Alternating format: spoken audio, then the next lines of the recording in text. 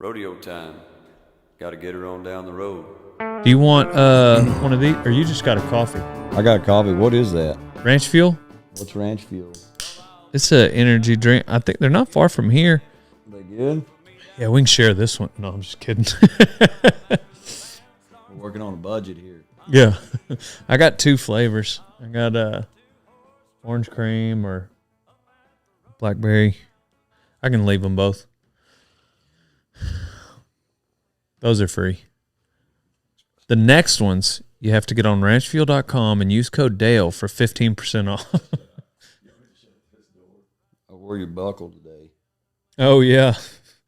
That does look like my hat.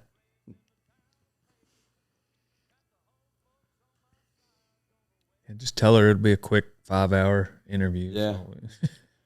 So I tell everybody, we did a church service the other day. I said, I won't be long-winded. You do some sermons? Yeah. Sometimes we'll get to do, like we'll play Saturday somewhere, and then say like if we played around Newcastle or something, and then right there at whatever church, a lot of time at Cowboy Church or something, but shoot, we've done Methodist Church, whatever, it doesn't, anything. So it's, but they'll have us come play, and then they'll just ask me whatever, testimony, message, whatever. So that's been fun. It's been cool. Because you've put out a gospel album, haven't you? Mm-hmm. Yeah. Shoot, it's been a few years now. Like, sure enough, 4, 5, 6 years, something like that. Don't seem like it's been that long, but yeah. Right. Yeah. Do you throw in some gospel songs when you're playing? Oh, yeah. People like that. They do, and what's cool, they request them now. Like, they'll come up, like at the beer joint, and we don't play too many beer joints anymore, but we still play some kind of, dance hall, beer joint type things. And, man, they're, people come by, play Closer Walk with Thee, How Great Thou Art. I mean, like, yeah. So, I mean, we've had there was one time in Fort Worth, a couple of times in Fort Worth, at the Stagecoach over there, the old Stagecoach ballroom. Like, it almost turns into a worship service for a second. People like, I've got a patriotic thing that I'll do, I'll do that. The American? Yeah, well, I'll do that. I'll do the American, and then I'll do that Johnny Cash, Ragged Old Flag. Uh-huh. That? Yes, sir. That poem. Oh, yeah. Yeah, you did that Saturday. Yeah, exactly. Yeah, I'll do that. Cattle and then raisers. a lot of times that'll lead into, man, we'll do How Great Thou Art, or, just kind of, and it's kind of neat what you get to see and what people are kind of longing for.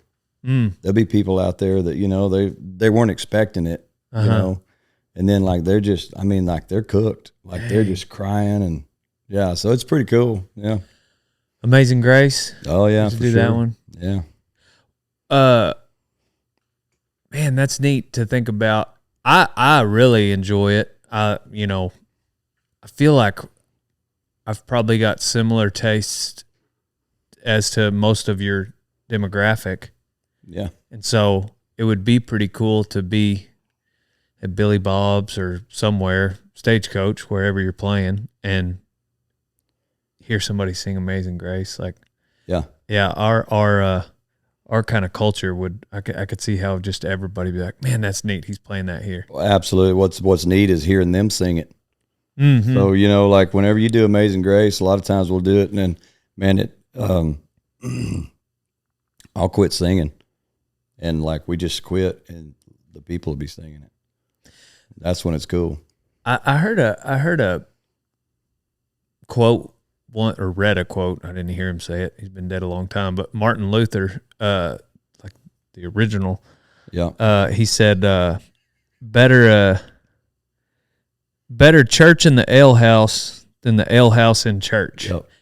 And I think meant a couple things, but I was just thinking, like, it's neat to think about like Amazing Grace or something being sang there. You wouldn't necessarily want to sing a beer drinking song in church, right. On the flip side. But when you're in those spots, that's really cool. Yeah, it's funny. Like we'll do the Devil Went Down to Georgia. Yeah. Like when you do that in a Methodist church. Uh-huh. They don't know how to take it quite yet, you know. Right. But there's a reason why I do it, you know. And I kind of tie it in and talk about it. But yeah, the first time when you do it there at those, that's almost like singing a beer drinking song in a church, you know. But like I said, we kind of tied into the message. Well, what is your message? What is your testimony? What would you say at a church? Man, a lot of times from where I've been and what my life used to be and what it is now, and man, I drank. I was a drinker big time, you know, and so and it took a hold of me and had me for a long time and took me pretty far away from who I was and who, man, I didn't set out to be that guy, you know what I mean? Sir. But I turned into that guy. And so anyway, man, I got to a place where I always say that I didn't recognize the guy looking back in the mirror, you know, I didn't, and heck, I didn't know what to do. So, but I knew that for the longest time that like I couldn't control drinking, and the more I tried to control it, it got just bigger, you know, so I always say, like, people have lines that they won't cross, you know, like I kept like moving the line, you know, the line just kept moving. And then I think I just kind of erased it, you know. And so I just got so far away. And anyway, but I knew I needed to quit, and my two boys were born, and I was at a loss, and my whole life had caught up with me.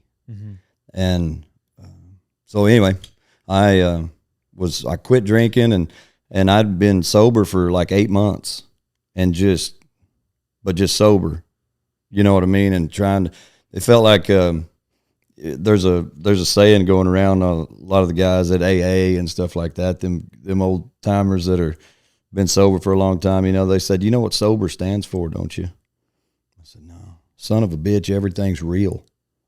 That's what it stands for. Dang. So what does that mean? Well, it means you drink to not be you. You drink to cover up and all that, but then when you take that away, everything's real. You got to feel everything. You got to experience everything. You can't check out from nothing. Right. You got to walk through the fire. And so that's what they say, son of a bitch, everything's real. I mean, so it's pretty cool, but it's cool, but it's also, you got to deal with it. You got to deal with it. Like you got to deal with it. And so, so I'd been sober 8 months, and, I mean, and I got sober in Las Vegas, by the way. So I had my last beer at the national finals, sitting there, and I set it under my chair. I drank about that much of it, sat it under my chair, and we left. I left even before the calf roping. And for me, like, I want to see all of it. I want to be there at the whistle at the last bull ride. So, but man, it quit tasting right. It quit. And man, and like I said, just everything with me and my family, you know what I mean? Everything come to a head, and it was just so, but I set it under there, and me and my wife, we go, and we're like, well, what do you do in Las Vegas if you're not when drinking? You're sober? Yeah, when you're sober, like, what do you do? So we went to the picture show. We went to the movies. Like, I didn't even know they had a movie theater out there. Right. You know what I mean? Like, who? Yeah. But anyway, we had been the night before. See, everything had been kind of leading up to this, and we had went the night before, and it was my wife's birthday, and we saw that movie Lincoln. You ever seen that movie? That's about it was like 2012. Whenever this Matthew McConaughey with the car? That or are you talking about Abraham Lincoln? Abraham Lincoln. Gotcha. Yeah, okay. The Lincoln. Lincoln lawyer. That's what I'm thinking. the OG Lincoln lawyer, I guess. Yeah, the real guy. There was that movie Lincoln come out, so we went and saw that, and there's a point to this story, but we went and saw that, and the next night, like I said, we left the rodeo, and we went back. We thought, well, what are we going to do now? Like, I mean, what do you do? And so we said, well, you know what? There wasn't many people over there were at that movie theater. Of course not.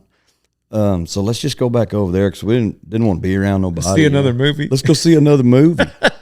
And so that's what we did. But when we went back over there, we didn't recognize any movie at all. Like we flipped through the deal and it was all alien stuff and whatever. I didn't. But there was one movie with Denzel Washington. Lincoln Lawyer. And I know okay. it was Lincoln Sorry. Lawyer. That's what it was. Denzel McConaughey. Or I hope you're enjoying ranch fuel as you're listening to this episode of Rodeo Time. Use code DALE on ranchfuel.com for 15% off, old son. Drink up and use code DALE on ranchfuel.com. Yeah. But it was that movie Flight. Oh, yeah. Flight, which I didn't never even heard of it or nothing. So we go in there and watch it. We're the only ones in the movie theater, the only people in there. And we watched this movie. And have you boys seen it? I know what it's about. Yeah. I haven't seen it, but I've seen a bunch of clips Yeah. on Yeah. the internet of it, and So, I know what it's about. an alcoholic guy that, man, he kind of coming to himself. Yeah, he you know? did. And so anyway, He has that. He's that moment. There's the scene I've watched on the internet is where he goes on the stand. Yeah. He's like, I woke up drunk, and I stayed drunk, and then I flew that plane drunk, and he saved all those people drunk. And but he's like being truthful and honest. And Well, and he said, God help me, like I can't tell another lie. He got to that place. Dang. He just he had showed up to, all he had to do was just tell one more lie, a simple one, right? yeah, And he would have been exonerated, wouldn't have had to, but he couldn't do it. He couldn't tell another lie, and so he spent his life in prison. But all that stuff leading up to that and just the things that he would do and everything, man, my eyes had to be that big because I'm like I do that. Like I think that way. Like I do that stuff. So it's like I kind of saw me, you know. yeah. And so anyway, that led through a whole journey of, getting sober but I was sober for 8 months. But Well, my knuckles were just one- white. Did you know that you wanted to stay sober prior to seeing that movie? I knew that I needed to do something. I just didn't know exactly what it was because I dang sure didn't want to look at that alcohol was the problem. You know what I mean? Like Yes, I sir. wanted to, surely there had to be another way. Surely there had to be another solution, but that was it, like I had to put the cork in the bottle Right. first before anything else. And so, and when I saw that movie, like I said, that's why I kind of was telling that story, because when I saw that movie, I could see me in it, like Yes, sir. in a big way. And so I quit. So I went, but for the first time, I told my wife, we sat there in the car after our little rental car, after we saw that movie, and I went, man, I said, I do that stuff. That's me. She knew, I Right. mean, she'd been living it for the last 15 years. So she goes, yeah. And so, but that was the first time that I had went, okay, yeah, I do that stuff. And I think that just an awakening, you know what I mean? Like it had been a long time coming and I was fighting it, but finally I did that. But really the fight started whenever I quit drinking, because son of a bitch, everything's real. Man, that is Right? so deep. I was talking to a buddy. Well, being in social media, I am often on social media, and my friend of mine, Keith Mundy, runs American Hats. He and I were talking about it earlier in my, I guess you would call this a career. It sounds weird to say. I don't know why, but he said, be careful that you run social media. Don't let social media run you. Yeah. And I think that was advice on a lot of different levels. But one of the levels I took it on was just like in my daily doing my thing, not to just get lost in scrolling. Sure. Which is easy because they know what you're interested in. And so I found myself often turning to that as a distraction from, and I began to notice a couple months ago, just being stressed out for whatever reason, that was like a distraction for me to distract me from the stress of whatever was going on. And my accountability partner, my buddy of mine, he was like, be careful of anything you try to use outside of Christ to calm stress or look for peace. Yep. You know, it's just not going to fulfill you. It might Sure. in a moment. And thankfully, I've never had a problem with alcohol. I don't drink. It did kind of run in my family, so I've tried to stay away from it. Yep. But I guess that's the same thing. Like when you do get whatever moment, whether it's a cigarette or alcohol or pills, or people turn to that as Sure. it's one thing if you can drink casually in the evening, I imagine, which Sure. Absolutely. but if you're turning to that instead of Christ, Yeah. imagine that would probably begin to be the start of a problem. Well, yeah, you bet. And man, I was sitting around one day, you know, and I got around a bunch of guys that were sober, and you know, because I didn't know how to be. Like I felt like I wanted to jump out of my skin, you know, all the time. And I heard a guy say, and this was, you know, a year later or something, but I was, you know, I was doing a little better, but this guy said, you know, I've got this big hole in me that I tried to fill with drugs and alcohol and women and money. And he said every morning or whatever, it was empty. Like it was just every day just depleted until I put God in that hole. Yes, sir. And he said that hole is a God-shaped hole. And I Right. thought that was so cool when he said it, a God-shaped hole. Well, You know, that's the deal.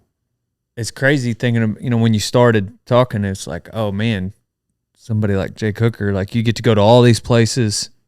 It's very similar to a rodeo cowboys lifestyle. When when you go to work, that is that venue, town, rodeo, it's their party for the Yes. year. Exactly. And a lot of times, like, hey, this one weekend a year, we're going to have a party. And same thing with the rodeo. Like when we go to work, quote unquote, it's a party. And so there's a beer tent. It's usually free. Yep. People, if it's not, people are buying it for you. And, but it caused me to, I think maybe it's Ezekiel where it talks about all is vanity. Ecclesiastes. Ecclesiastes. Yep. That's it. I knew Yep. it was an E. That was the big E. But Yep. you can go down that path, and Yep. for a lot of musicians, Sure. thinking back, there's a lot of you guys that you got a chance to try everything and circle back to sobriety. Yeah. But essentially, a better way to put it is, like you said, you got a God-sized hole in your heart, and alcohol won't fill it. Yeah. A God-shaped hole. What were you And going to the only say? thing that fits in there is God. It's shaped. Yeah, that's why it took me. I was like, it made sense, of course. Yeah. That hole's shaped like God, and the only thing that fits in there is God. That's the best way cool. But you know, you're right. Like all the rodeos, everything's a party. And it needs to be like, but I always partied like beyond the party. You know what I mean? Like it was, but for a lot of people, man, it's a celebration. It's great. You know, they can drink like they're supposed to, so Yes, to sir. speak, you know. I just never could or never wanted to. Like when I started, I didn't want to quit. Ever. Right. Like I was talking to my dad about it. My dad said the same thing. He said, yeah.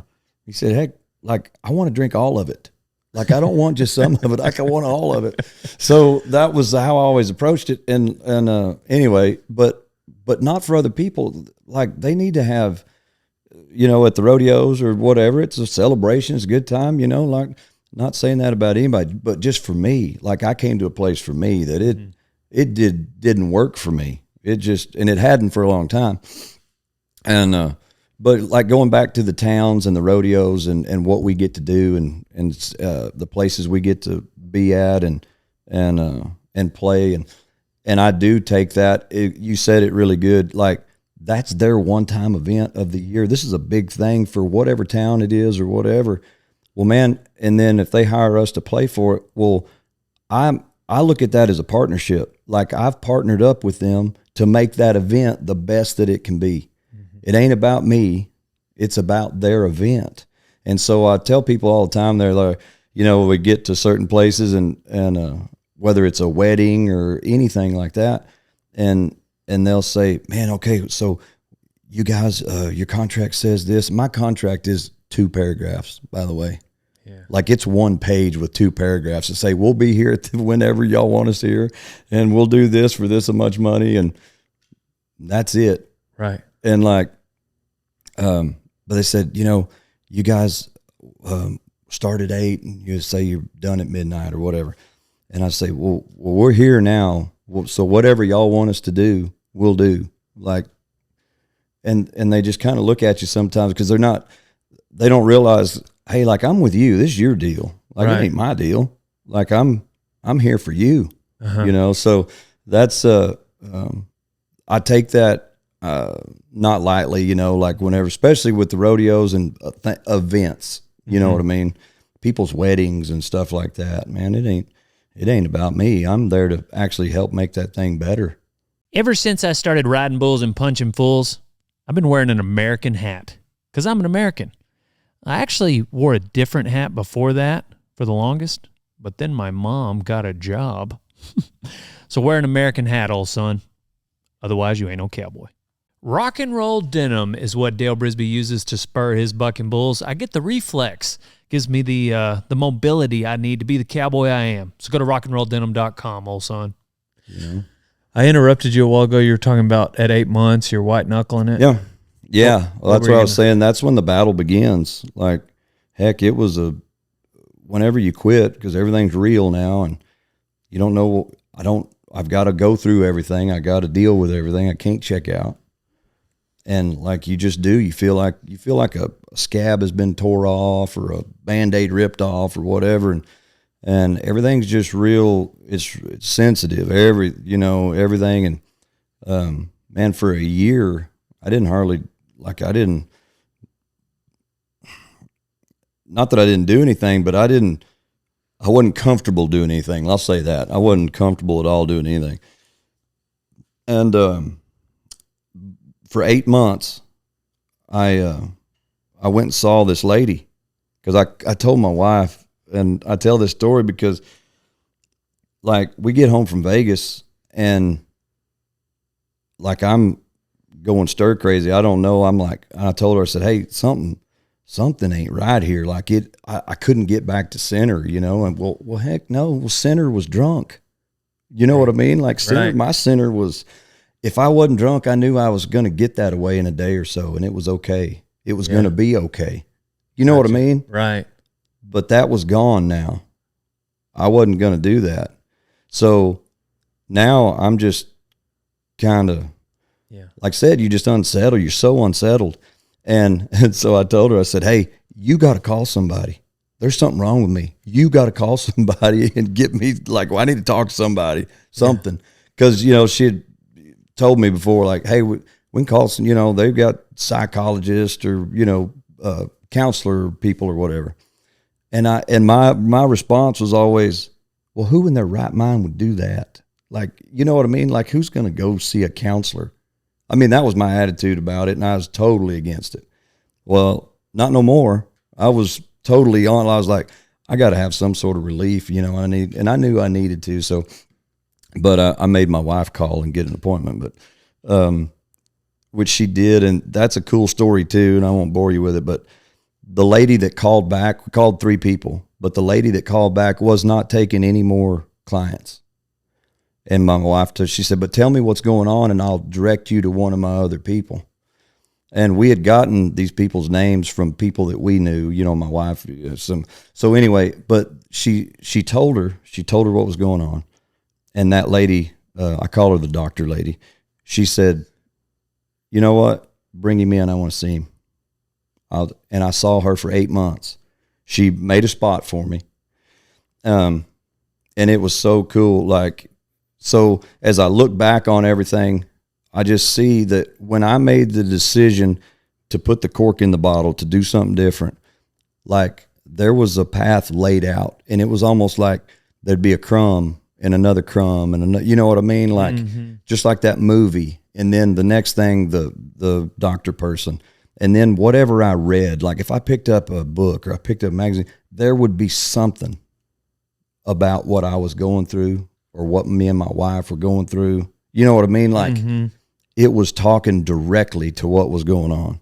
Yeah. And it was like God was laying out this path going, hey, keep coming. Just keep coming. Dang. Just keep coming. And it was so cool. There were so many things. I'm talking every day. I'm not talking like once every few weeks. I'm telling you every day there was something laid out. Well, now I know what that is. There's a scripture that says, if you seek me with all your heart, you'll find me. Well, sometimes we think that seeking him with all our heart means like this such pure, holy, freaking, most awesome, like you don't do nothing wrong and it's all perfect. Seeking him in that way. Well, no, like, where's your heart at? Right. Even right now, as we're sitting here, like I think about people that try to disprove the resurrection and they try to disprove Jesus, period. Right. Well, like if they stay hooked long enough, they meet Jesus. Right. That's what happens.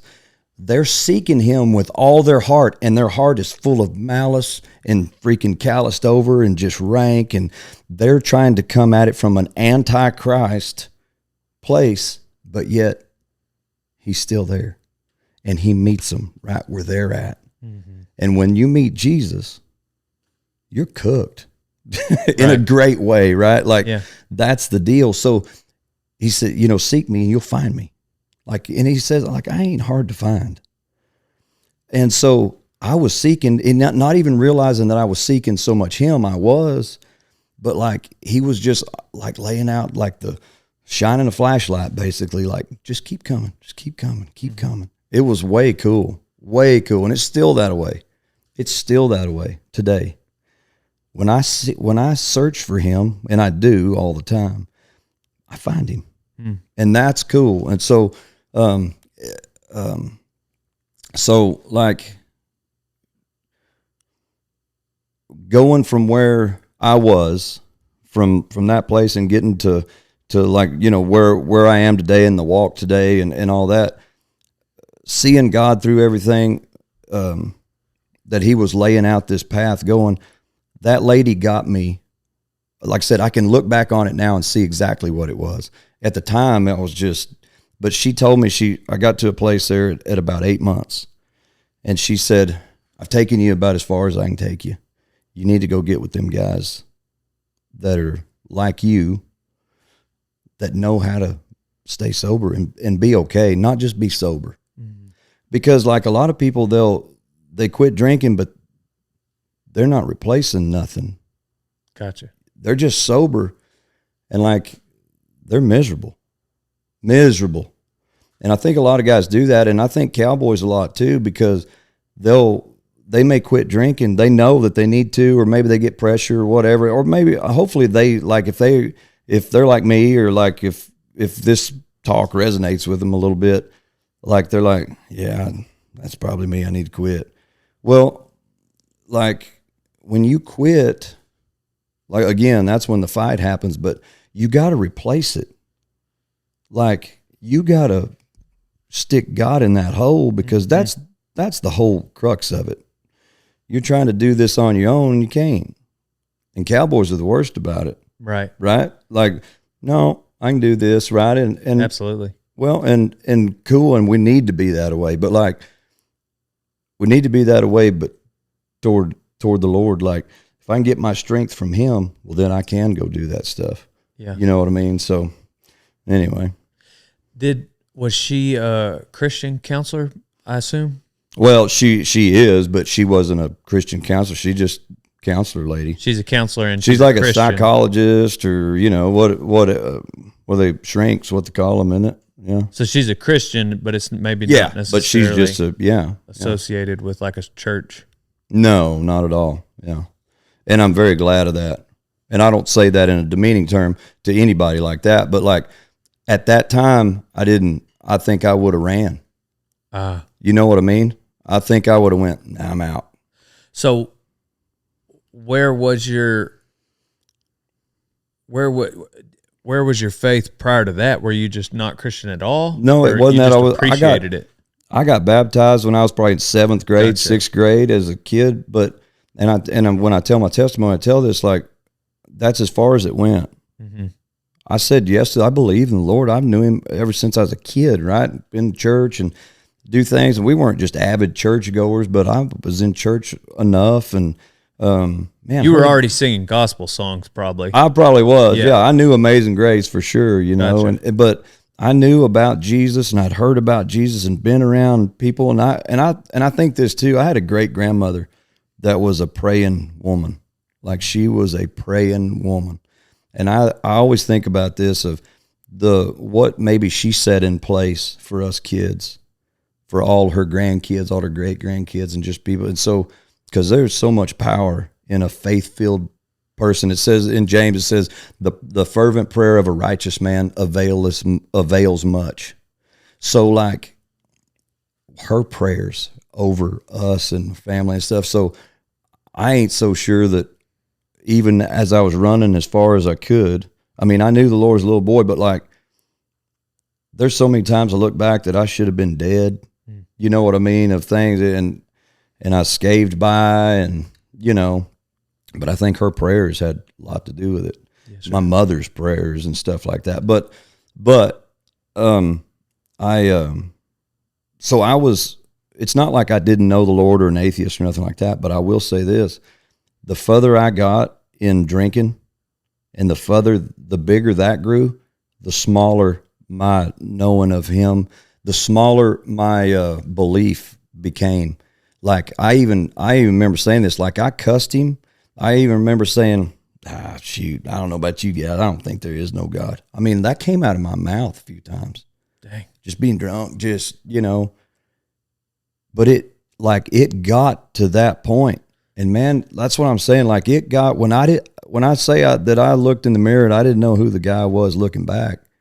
Like that's how it was. And so, man, it gets scary like that. And I really think, well, I know for a fact, had I not been able to physically just quit, you know what I mean? Like, or physically take a step. I'll just say that, like, just take a step and then try to take another step and another step, just headed in a different direction.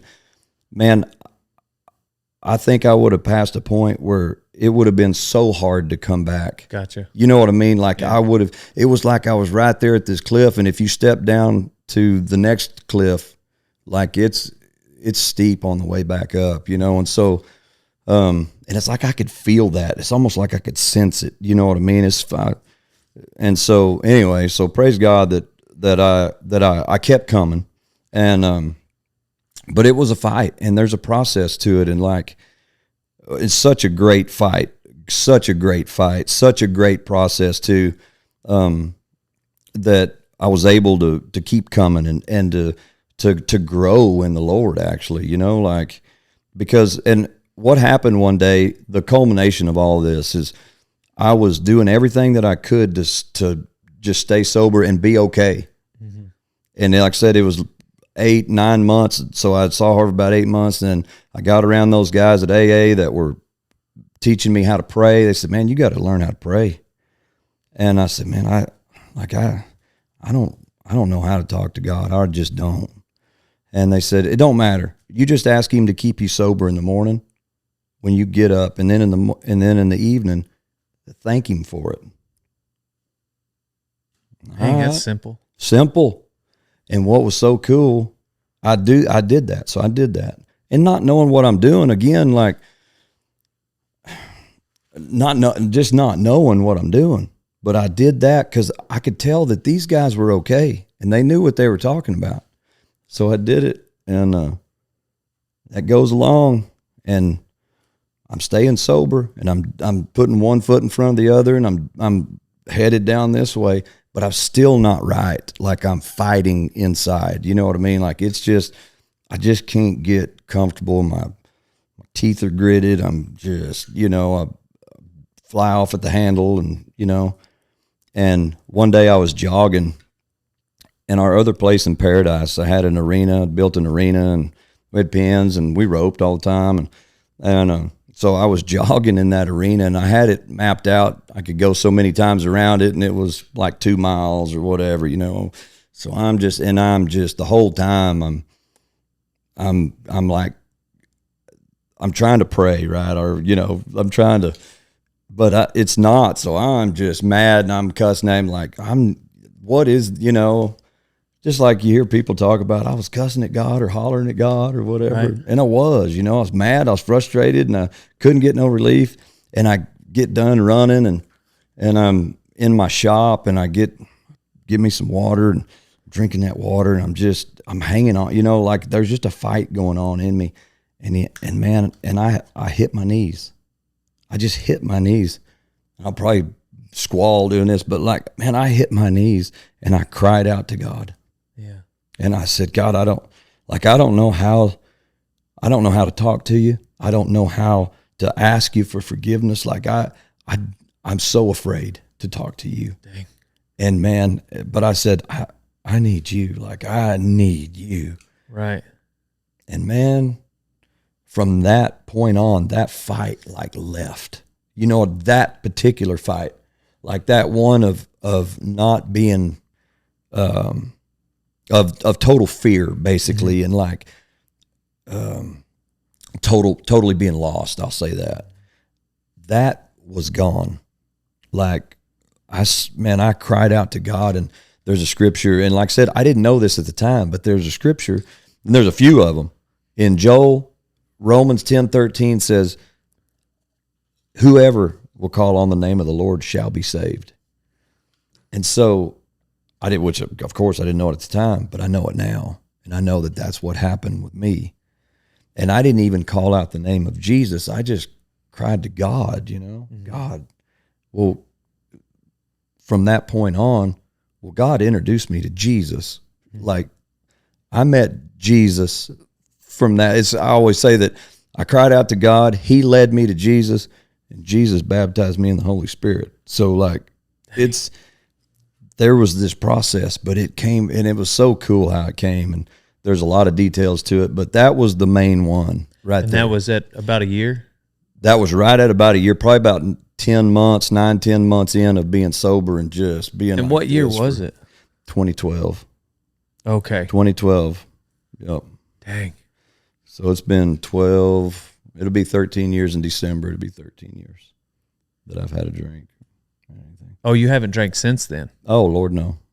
Gotcha. No, I'm done. Yeah, it don't work for me. Right. Yeah, no, I hadn't had a drink, at all. Yeah. So like I said, it'd be 13 years this year.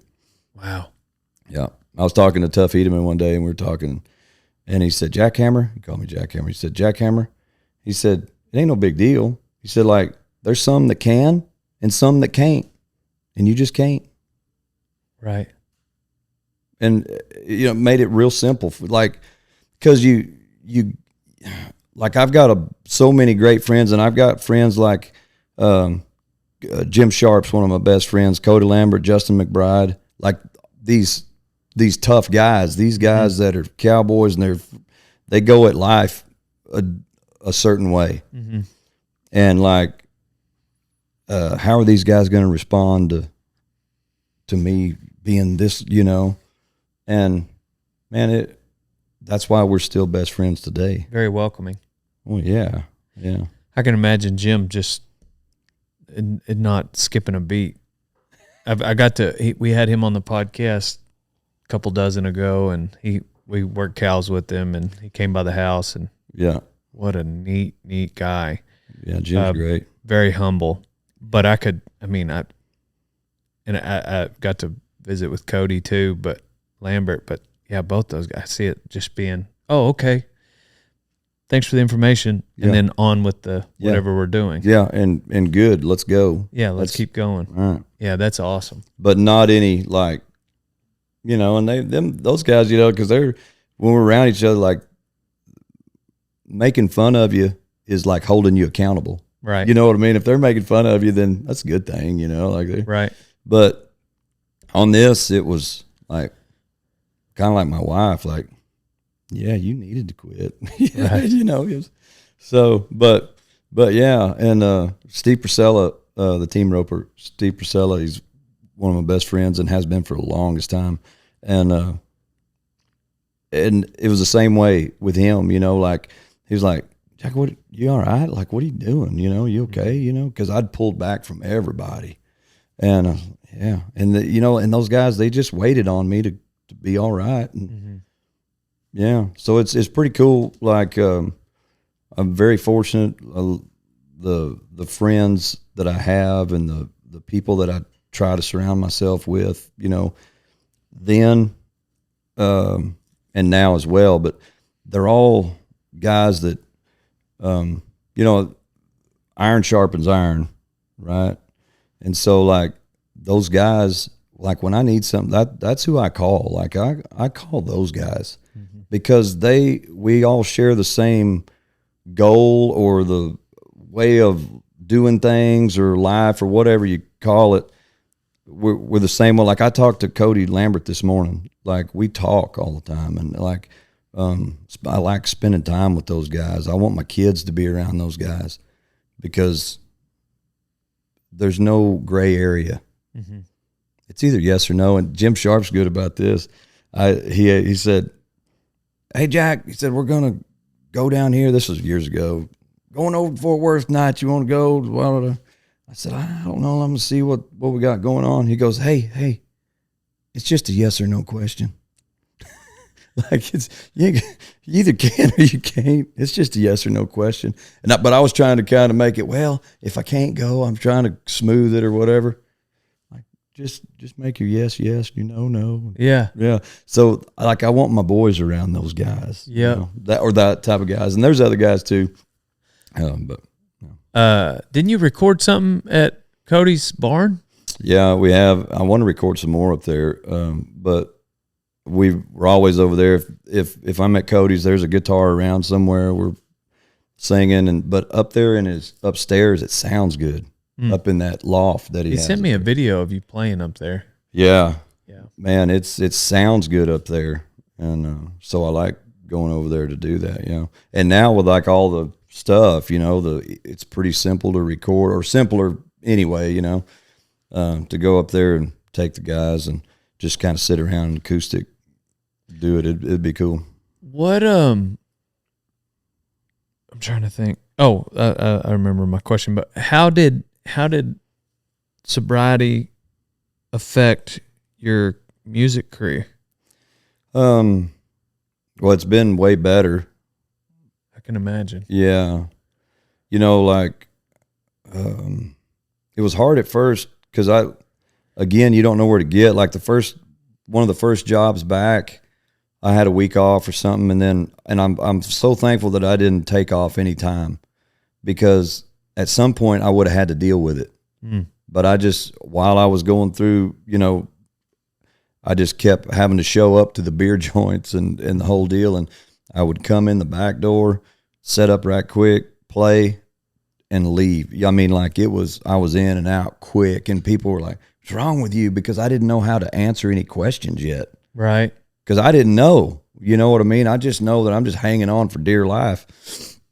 But the first deal back, we were at Pearl's there in Fort Worth, and always at Pearl's, it was kind of a tradition, I guess.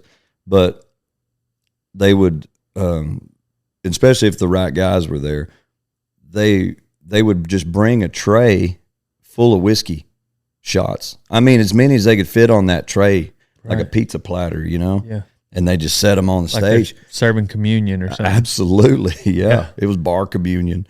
And that was a normal deal. And I mean, there would be a few of them trays a night, you know, I mean, that's just how it was. But that first night that I had to go down there, being sober about a week, man, they bring that tray up there and set it down, and I just kind of try to push it over to the side. Oh yeah, stuff like that. So it wasn't for a while and I remember I was at San Antonio at this little place called Little Reds, and actually it was during the rodeo. We weren't playing at the rodeo. We were playing down the street at this place called the Red Barn or something like that. I know there's a restaurant called the Red Barn. That's where it was. So yeah, they got a restaurant over there, and then they had kind of a dance hall. Okay. In the other side of it. Yep. At that time, and this guy brings me a drink up. We're setting up and we're fixed to play. It was about 3 or 4 minutes before we have to start, and I'm tuning my bass, and the guy comes up there, and I had just walked in because like I was still. Like I had the bus outside, and Sheila and the boys were out there. And I would walk in right before time to play, enough time to kind of tune up, and then go. But this guy brings me a drink, and I was a Jack Daniels guy, and they'd ask me what I want in it, like just a glass, I don't want nothing in it. Just, I was that guy. And so he goes, Jack Daniels, right?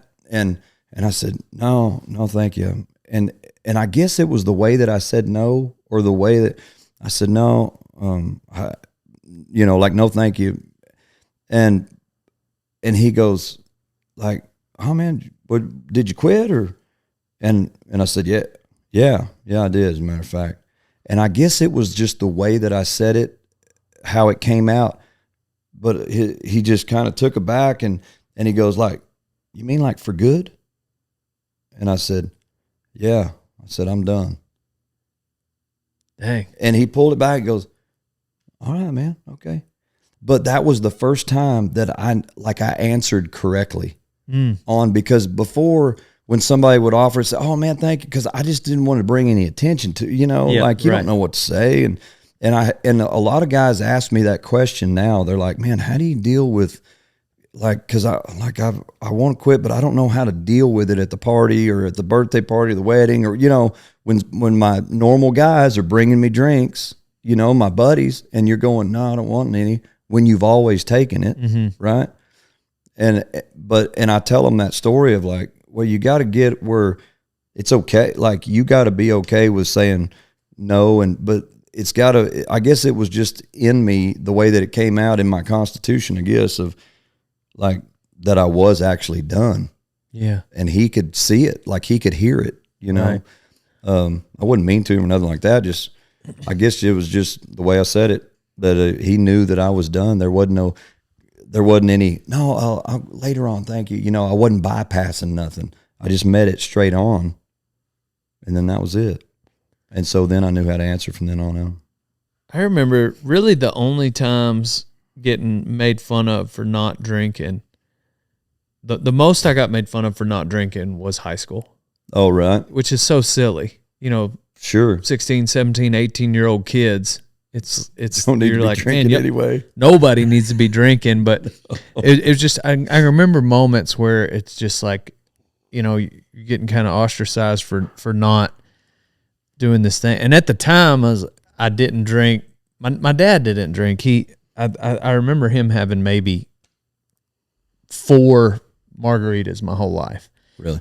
And my mom's side of the family was a little different, but I just wasn't drawn to it, and I knew that I wasn't supposed to before I was 21, and so that was my rule of thumb. But so I got made fun of in high school. Well, then you get to college, and literally everyone, man, that's good for you, man. And then they immediately think of the negativity that comes with it, and they congratulate me. And every now and then there's some random guy who's like, I don't trust a man that don't drink. It's like, oh, yeah. All right, well, and I are very different people. That's a big one right there, right? Yeah. And every now and then there'll be some of those guys that just like, okay, whatever. But, and I get it that, Jesus did, drink wine. But for me, a guy said it best, a friend of mine, John Hickman, he said, alcohol is undefeated. So if you go toe to toe with it, eventually it's going to get you. Absolutely. And I got to think, I was like, man, it's gotten me however many times I can think back to, and I wasn't even the one drinking it. Oh yeah. And so I can't imagine the trouble I'd get in if I was. Yeah. But I don't know. I say that to say college on, I feel like 97% of the time, everyone was like, oh, that's good for you if you tell them you don't drink. That's been kind of my... Exactly, yeah. Oh, good for you. And you're right. Like most people, it's like they want to not do it. Right. And they're like, oh, cool. Man, that is really good. I wish that I could kind of lay it down. And I've heard them say that. The drunker they are, the more their wheels turn. You can see them. It's just they might walk away just like staring into space, like just imagining a world where they're sober. Well, yeah, exactly. And then they're gone. But yeah, so it is, and again, man, not if anybody wants to drink, then have at it. But same. Yeah, but like, and there's plenty, and I know plenty of people, and it always baffles me that they can actually do it, that they can have a few drinks, they're done. Right. Have a couple, be gone. And I'm like, how do you do that? Like, how do you do that? Did it make you, so the 1 or 2 people that I can think of like that in my life, when they do drink, they are the same person. Yep. Were you the same person, or did it? Because I've got some other people in my life that they kind of turn into a little bit of an asshole. Oh yeah. No, I for sure. And depending on how long into it I was, the bigger prick I became. Really? Yeah. But really, that was a lot of it geared toward like my wife, because I thought she was just a fun hater. I mean, I thought that she was just messing up my good time and trying to get me to come home or whatever. See, like when I'm out here working. I'm doing stuff. I'm providing. And she could tell, it's so funny, she could tell if I had even took one drink out of a beer. Like, because, and you know, but I never could understand that while I was doing it. Because I'm like, she's just always on me about just trying to pester me about drinking, you know. I didn't realize how much that even just like, even before I got it in me, my demeanor would change. Like Pavlov's dogs, when they hear that bell and they start salivating for the, you know, that old study. Oh, for like in school treat or whatever. Yeah, they would start they would act different because they knew they were about to get fed. Exactly. So that's exactly how I would be. So like, and she would call me out on it. Like, she'd be like, "You've been a jerk for 3 days here at home, and now you're fixing to leave, and you're just freaking jumping, and you're just got a pep in your step, and you're ready to go." And I mean, this would be the morning of or whatever, boy, and even the night before, because I know I'm going to leave, and I've got a bottle hid under my seat in my truck and under the back seat, just in places where she didn't know about. And on the way out of the driveway, right, I'd spin that cap off. So it was that just knowing that I was going to get it. I mean, so if, you know, and I think there's a difference between like, oh man, there's a dance tonight, or we're going to go to the rodeo and we're going to have some beers, and you get excited about doing that, right? Like you're going to the rodeo and it's exciting. But like my deal was like, I'm actually going to be able to like breathe, like, because I can take a drink and just, all right, let's go. You know what I mean? And so that's what it did for me. And that's why I was, when I was away from it, I was just, I wasn't a whole lot of fun to be around, especially with the ones, it's always the ones closest to you, you know, that, but. Yeah, you were turning into the Jake.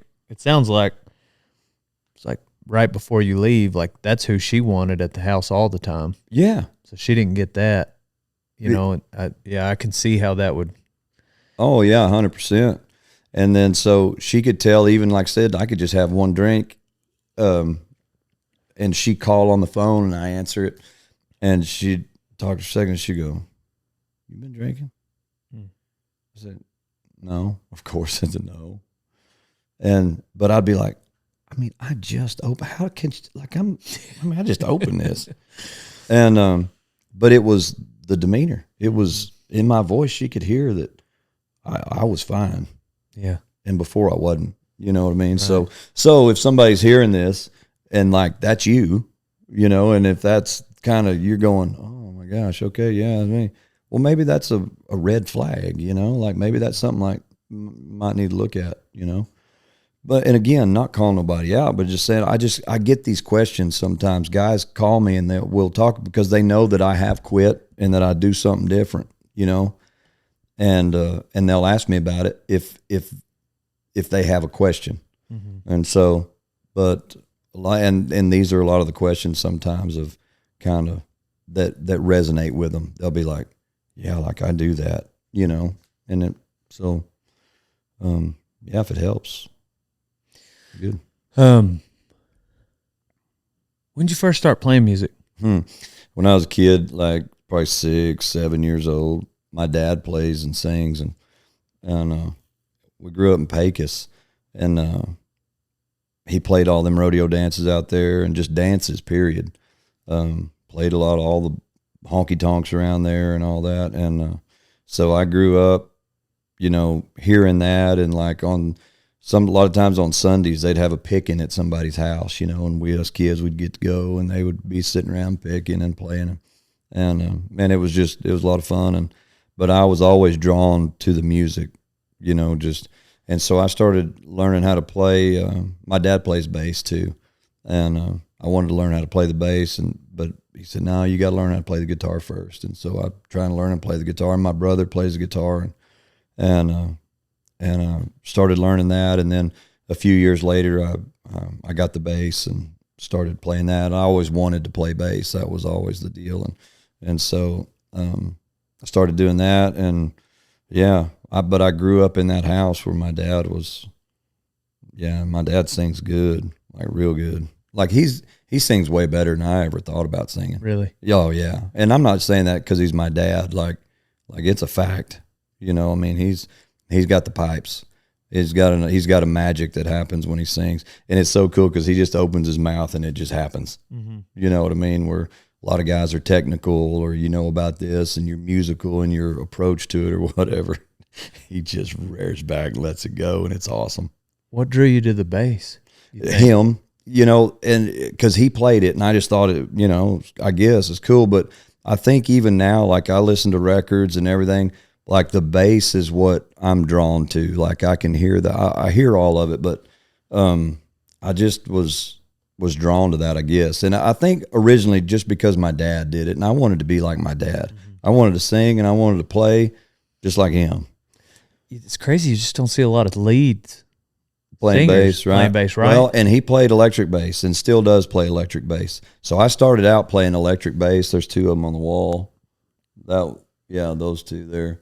But and then it wasn't until 2001 or 2 maybe that I got an upright bass, and I'd always wanted one, and finally I found one, and anyway, and from that point on, I've been playing upright bass. And so like on all the records that I grew up listening to and still do, I mean, they're all on the wall over there, but like those Red Steagall records, Farron Young or A. Price, Johnny Bush, Daryl McCall, those country records. I mean, and in that era, Loretta Lynn, Charlie Pride, Marty Robbins, everybody that you heard, everybody on the radio, it was a whole group of guys. They called them the A-Team, the Nashville A-Team. And there were some more different ones too, but that was the kind of the core group of guys. Well, there was a guy that was the main bass player is named Bob Moore. And man, his bass is almost unrecognizable. Like to me anyway, if Bob's playing on it, I can tell you that that's Bob or not. But that sound, man, it just has, and so that's what I grew up listening to. And so my ear was wanting that sound basically. Mm-hmm. And so when I found the upright bass, it was like, it was a fit. You know what I mean? I just morphed right into it and started playing it and teaching myself how to play it because I could play electric bass pretty well. And so I just started, learning how to play it. And then I started taking it on gigs, and I just made myself play it for 4 hours a night. And the other guys were hating it because I wasn't playing it in tune, and it'd be in tune and then not, and then in and out, and my hands were, and I was shoeing horses at the time too. And so like my hands were strong and, I was in shape. So that didn't bother me at all, but it was just learning. It's a totally different animal. I can imagine. Than electric bass, of course. And so, but I learned it real quick because I was playing it 4 hours a night, and then I started playing it on records for other people and recording with it a bunch. And, and that's what I still do today. Like just, I love it. Yeah. Hey, old son, if you're not feeding every morning with a Can-Am side-by-side, then you ain't no cowboy. I got a Can-Am because I needed a reliable ranch rig that I could use every day because I don't know how to work on stuff like that. So I want something that's not going to break down ever. Get yourself a Can-Am, old son. Total Feeds is what keeps the herd powered here at Radiator Ranch, and Total Equine is what I've been giving Boone for 10 years. He's 24 years old and still going strong. You can get it on Chewy.com or a dealer near you. When did you start playing your own shows? Man, when I was in junior high school, I was like 7th, 8th grade probably. There was I was still in Pecos, and I had two buddies, Aldo Ramon and Mark Alvarez. And Mark played drums, and Aldo played guitar, and I played bass. And my dad had amplifiers and a PA system, and so we'd play backyard parties and for our friends' birthday parties, and we didn't know that many songs, but we'd do like Johnny Be Good and La Bamba, and and then Fraulein, what I'd sing, and but we started then, and then in high school, I moved from Pecos. My folks got split up, and when I was younger, like 8 or 9 years old, my folks got divorced. But we had moved to Mertzen, right around Angelo there, in '89, I think it was, right at the end of '89 or something. But I started high school there at Mertzen and then finished right there. So I went all 4 years at Mertzen. But I'd been in Pecos and West Texas up into that point. But when I got to Mertzen, like, it gets out that you play and, whatever, and it kind of did. And I had some guys, and a guy approached me and said, hey, I want to have a deal for the school out at the Thorpe's, little cantina deal, and you think you can put a band together and play? I was like, yeah, maybe so, So anyway, called a few guys or whatever that I knew, and so that was my first real paying gig in Mertzen, and that would have been in 90 or 91, something like that. And then from there on, we'd play after the football games, like the fifth quarter dance or whatever, and I played some other dances too, like we'd go to London Hall, we'd go to Eden, just all kind of surrounding deals, El Dorado, and then that just kind of kept growing because of the music that we did. Uh-huh. I grew up singing Fraulein and San Antonio Rose, and so that was the music that I knew, and I didn't do anything new. They were trying to get me to do new stuff, and it just don't come out right. Yeah. You know what I mean? It doesn't. So you knew early on, like, this is my style and this is what I want to play. Yeah, for sure. And like I had a goal. Like, I think when I was in high school, maybe I was in high school whenever it kind of came to me of like my whole goal, my whole mission, I guess, is I would like to be the guy that brings country music back to the place that it needs to be in, mm-hmm. where it actually can stand on its own like it used to. So like, at that time, like Garth Brooks was big in the 90s and all that stuff, and all the big changes, So like, you go through the 80s, things really start changing and going over to pop, Everything's crossing over. And we were talking about this the other day, especially now with like Zach Top and who's it, Jake Worthington, and there's a couple of those boys that are coming up, and they're country, like they're singing, and they're kind of 90s type country, and but man, like, they're talented. That Zach Top is a singing son of a buck now and plays good. And so it's so refreshing to see somebody that can do something. And but these guys are country, and they're unapologetically country. Mm-hmm. Well, that's bringing some more kids that are unapologetically country. And so it's a good thing, and I hope they just keep looking back a little bit further to know where they came from.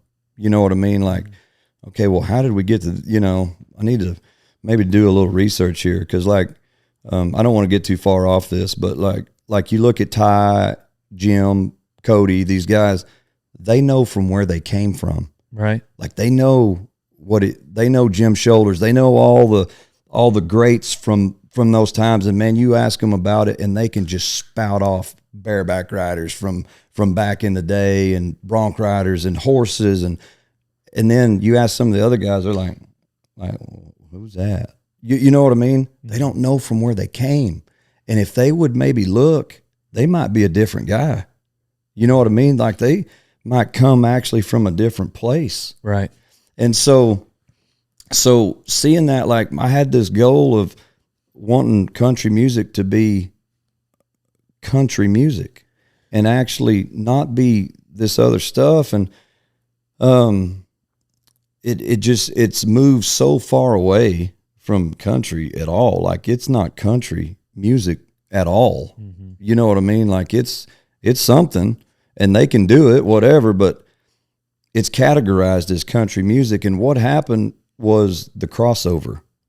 So like in the 70s, from the 50s and the 60s, right? So you take the 50s and the 60s and then into the 70s, country music was just country music. Like, it was just country music. And then you had pop music, and you had like jazz music and rock and roll music, bluegrass music, right? Mm-hmm. Everything had like, it knew where to live, Categories. so to speak. Yeah. Genres. Yeah. Yeah. And then, well, like, something crossed over, and I ain't so sure that it wasn't Ray Price for the Good Times. Crossed over, and there might have been, some more before that or whatever, but that's just an example. For the Good Times, don't look so sad. I know, it's this orchestrated, most beautiful song, right? Or maybe even Eddie Arnold, Make the World Go Away, just really strings and real pretty, and it crossed over into the pop charts. Mm. And so now you got a country hit and a pop hit. Well, now you're selling not only country records, but the pop people are buying these records now. And so the record labels go, oh, there's way more money in this deal if we can get this country to be on both sides of the aisle. Well, when they did that, it lost its integrity. It lost its place. Well, now they're just cutting everything that they record is to cross over. And if it doesn't cross over, they don't, like, it's not making them any money. Gotcha. So, and we're talking a lot of money, because the country market it's a smaller market than like the pop. And I always look at it as like, as Jesus said, like, you're in the world, but don't be of the world, right? There's the world, and then there's you. And that's what I've always looked about, and I ain't pointing at you. I'm just saying. No, I got you. Then there's you. I thought you were about to say. Then there's you. There's everybody else. There's those Dale Brisby types. Then there's a I thought you were going to say guy. Hot or cold, not lukewarm. Right, which spit is you out kind of my of mouth. the same. Right. But like, no, like, always country music always, to me, well, not even to me, this is just how it is. If you look back in the 60s and the 70s, when it was in its purest form, when it was in its prime, mm-hmm. Man, it stood for everything that was good. Even though it was singing about drinking, it was singing about this, it was singing about that, but it was like just singing about people's lives. Like, it was truly life, and it was singing about love and lost love and all this stuff, but it was representing rural America. Country music fans come from the farms and the ranches. They come from the hardworking people. Like, that's who identifies with it. I think the most, like, hardworking people, because like, it just, especially when you get out in the rural areas and all there is ranching. Like, you go out to where you're at, you go out to Turkey, Texas, you go out to Guthrie on them ranches. They just ranch out there. Mm-hmm. So they're not listening to rap music out there. They don't identify with it. It doesn't, but country music speaks their language, and so country music was representing America in that a way. And every country artist had a gospel record. Every country artist, they did this and they do these things. And it's like country music stood for something. It was a thing, like you look to it for good. It was like wholesome. Like, I guess that's a good word for it. And not that pop wasn't or whatever at that time. It was good. It was nice. It represented kind of city folk, country folk, city folk, great. And then, like I said, when it crossed over, it lost its identity. They lost that market, and they quit trying to cater to country people. Now we're going to cater to these people and make this music sound good for these people so they'll buy it. But they're going off of, well, this is an Eddie Arnold record, and Eddie Arnold's this country guy. I'm just using him as an example. But for the country people, they're going to buy that record, but these people are going to buy it too. And it just totally lost its identity. And so by the time you get to the 90s, there's still like Tracy Byrd, Lawrence, Garth Brooks, that was the hat time. The hats started kind of coming in, right? And these guys are singing and they're doing, but it's country, but it's got a different kind of twang to it. It's being produced by some different guys there. And so like and then like it didn't take long and it just left out of that. Like you had the hat phase and then it just went overboard with Billy Ray Cyrus and then going on from there, like it's unrecognizable. And so for me, it's been unrecognizable for a long time, but it's really unrecognizable now. And so you've got young guys coming up and young girls, singers coming up. Well, they're all a product of what they're hearing off the radio, right? You've got girl singers that there was a time like with Martina McBride, she had this thing that she would do with her microphone and she would she like kind of keeping the beat a little bit, right? And she would be singing and it was just a thing. Well, then you saw all these girls doing this, thing with the microphone, or they would be doing this with their finger or this, and all about theatrics, and like their singing just be like, it could be, you could tell that it could be good, but they were more focused on the other stuff of being a star or whatever. But they would sound, you could hear the sounds of them, of who their influence was. Gotcha. And the same with the guys, and like it's gotten now the so-called the Texas country or the red dirt country or whatever. Like, I don't mean to be a bad guy. That stuff's horrible to me. Like it's like, I hate it. That scene on Lonesome Dove when Jake Spoon's riding with them old outlaws and they come to them sodbusters. He said, Dan hates sodbusters. Yeah. He said, yeah. And that other guy goes, yeah, hates their guts and livers. Yeah, that's kind of how I feel about that stuff. and I don't mean to be, and I don't hate them guys or whatever, but like I hate that music because they call it Texas country or whatever. Well, that ain't no more Texas country than the Man in the Moon. Like they got it from Oklahoma, red dirt country. That's kind of the thing, right? And then now they call it Texas country. And man, it just, like, it flies all over me. Like it sticks in my craw so bad because it's just a bunch of guitar banger dudes and they sing real nasally and I just can't stand it. And like what kind of sound is it in the Texas country? Like well, it's a rock and roll. When you add a little bit of rock and roll to it. Yeah, well, and but it's not good rock and roll. Like, I mean, golly, if you're going to play rock and roll, like, wouldn't you want to be like AC/DC or, something like that? Like something real, like a real, and so like real rock and roll to me is like what I heard at Mac Altizer rodeos. Whenever, when Mac come along, he got the speakers and playing, all the rock and roll of that day, of that era, that little spot, man, it was good rock and roll. Like, that's what I want to hear, and them guys doing it up.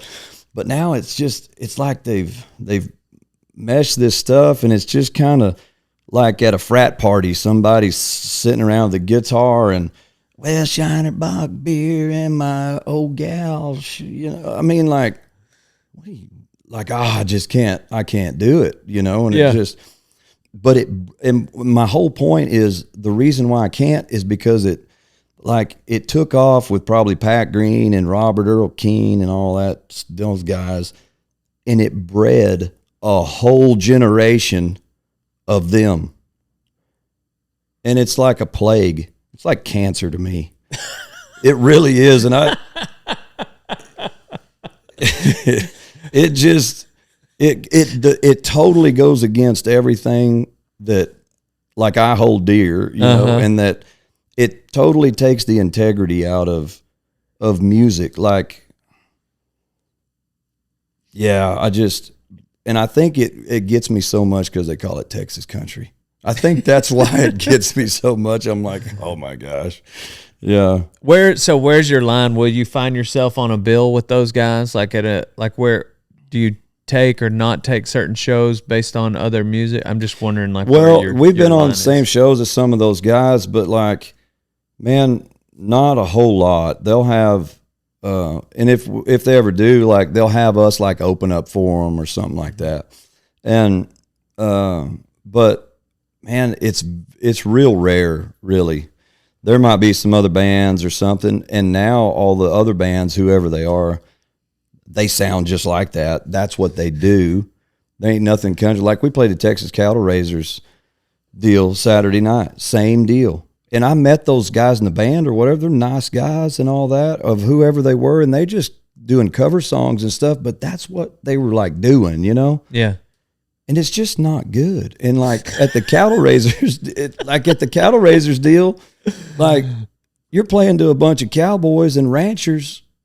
Well, like they want to hear country music, like real country music done the correct way. And so like, and for me, like shows or like doing any kind of shows, like I don't like doing shows at all. What do you mean? What kind of shows? Well, like if people are just sitting around listening, like a concert type thing, right? Gotcha. Like I hate those deals. I feel like I'm in a fishbowl and everybody's just looking at you. You know, they're waiting on you to jump or do something. You know, I like dances. Like I grew up doing. I want to do dances. That's what I want to do because I want to move people. Like, and that's how I know if it's working or not. Like if they're moving, you know what I mean? I want them dancing. That's crazy that you said, because 2 or 3 times that day at Cattle Raisers, people asked me like, "Hey, you going to the dance tonight?" And I just remember thinking like, "Yeah, I guess I might dance, but I'm going to go listen to Jay Cooker, you know, like I'm going to probably eat." But they were referring to the event as a dance. A dance. And probably at least 3 times, because about the 3rd or 4th time I remember thinking like, yeah, I don't know if I'm going to dance, but I'm going. And but it's funny that is where you gravitate towards. And thinking back, the times that I have seen you live, it was at something where people were dancing. You bet. Yeah. And I think there's so much lost at a concert. And me and Steve Friskup were talking the other day, and he said he's going to write a book, or even just maybe, I don't know if he's going to or not, but talking about, and he's going to call it Daddy's Dance with Your Daughters. Mm-hmm. Dance with your daughters. And so like I've lived all this. So like I grew up at dances. My dad played dances. I don't think there was ever a show ever. Like there wasn't any kind of, back then, that even when there was a club in Odessa called the Stardust, and it was a big club back then. Everybody came to it. Ray Price, Charlie Pride, Farron Young. Like it was a deal. It was a dance. Right. Like it was and this is when these guys they were the, you know, the Garth Brooks of the day or whatever, you know, like they were the top. I can't believe I even really said that right there, but you know what I mean? Like they were the Ray Price of the day. Let's say that. There you go. But yeah, they were the tops, and yet they come to this place and it's not a sit down show. It's a dance. Like if you come to Texas, it's a dance. It needs to be. If you go to Oklahoma, it needs to be a dance. And so, but it was all bred like Western. Like, you know, you look at the history of Bob Wills, they would go by wagon. Him and his dad and his brothers, they'd go by wagon to another ranch and play a dance for them with a fiddle and a guitar and a banjo and whatever. And they would just do fiddle tunes all night, you know, but they would have a dance. And if it was bad weather, they'd either be on the porch or they would come inside, and they would, like this couch and all that, they would move all of it, move it up against the walls. They'd roll the rug up and they'd have a dance right there in their house. So it come from the ranches. It come from this Western way of life. And I think that's, like I said, that's why I hold so tight whenever I see that stuff. And because it's totally lost that, where it came from. And, you know, like what you're doing with your podcast and with everything you do points to being a cowboy. Everything you do points to being Western, being holding up the cowboy way of life, the cowboy value. That's what I'm doing. Yes, sir. When you talk to Cleet, that's what he's doing. You talk to Justin McBride, you talk to Ty, like these guys hold up the Western way of life. Yeah, it's crazy that when talking about where I'm going with what, my brand is called Rodeo Time. The podcast is Rodeo Time, and it's very niche.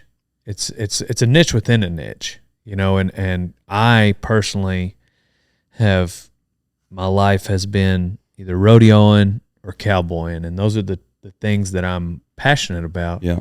And now that I'm in business and have, come this far down this career, as I called it earlier, I can look back and see, like I feel that there are fundamentals to being successful in business, and now that I'm at least familiar with some of those fundamentals, I can look back and look ahead even at times where like maybe I could stray off of this path, be more successful if you look through the lens of money.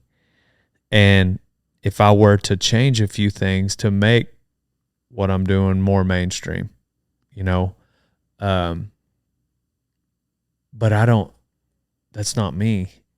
That's not like my lawyer, for instance. We went to school together at A&M, and my bank, my lawyer, my CPA are all in College Station. And when I moved out to Young County, he even said, he's like, if you're going to grow out of that, you need to go back to Fort Worth or College Station or something, a town like that. And I was like, well, then I guess I'll just stop growing because I can't do it. That's not me. And even we got to talking about the podcast, like it's so niche. Maybe we call it something different because rodeo is so, and then that lasted about an hour. And I was like, no, I can't do that because, this is the direction we're going. And rodeo got me here, dance with the one that brung you. And if that means our growth is stunted, then so be it. Yeah, absolutely. And I bet it sounds like it was crazy early that you saw a path you could take to make more money with your talents, but you didn't want to. Oh, sure. There was people trying to, that's the whole thing. Like when you're a younger person or whatever, and it's still the same now. When are you going to Nashville? When are you going to Nashville? Mm-hmm. Hey, you need to go to Nashville and do this deal. Like if I was talking to anybody, don't go to Nashville. Like that's the worst thing anybody can do. Not unless you want to sell out and lose who you are. Mm-hmm. Like if you want to go be a star and do whatever they're doing and like, I don't know why anybody would want to do that, but that a lot of people do. They just want to be famous. I think they want to be famous or whatever.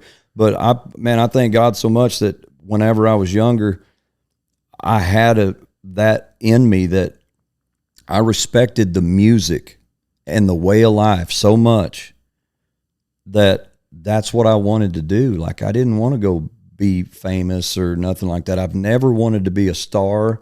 I've wanted to be a musician. Like I've wanted to be really good at being a musician. And because like I said, my singing is mediocre to me at best. Like there's guys that I can name off, Bobby Flores, Justin Trevino, these guys like Jason Roberts, they sing way better than I do. But like music, what I do is I truly think my gift and what I'm able to do is I'm able to move people. Mm-hmm. I'm able to see what needs to happen and I can do it. Like I can make them dance. I can get them up and hopefully I can inspire them and hopefully they can look at us and see what we're doing. You know what I mean? Like I was thinking like this, like I never wanted to be great. Like, oh, look at Jake the Great or what, like, and I still don't, but I want what I do to be great. Like I want what I do to be great because it's representing what is great. You know what I mean? So our way of life and the cowboy way of life, the Western way of life, and I'm just talking about even too, like I got a real heart for rural America, for small towns and out there where the rubber meets the road, where them people are out there grinding it out. Like if you live in Turkey, Texas, or you live in a little town, Matador or something, hey, you're either totally defeated and you can't do nothing and you're just whatever, or you're a hardworking son of a buck to make it and make a life out there, because it's hard, in those rural areas. There's just not everything that you can draw from. Those are the people that I love, that those are the people that inspire me. And so that's why I think drawn to the Cowboys and drawn to what I'm drawn to. That's why I'm drawn to it, because they fire me up. They have something that they stand for. You got to stand for something, and once you find out where to stand and that what you're standing on is the right thing, well, then you can go. And I don't make a ton of money doing what I do. I mean, I make a living. I make a good living. But it's not like these other guys. You know what I mean? Oh yeah.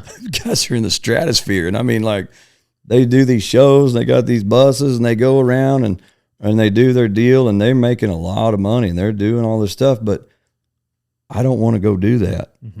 That's not me. I would have to start dancing.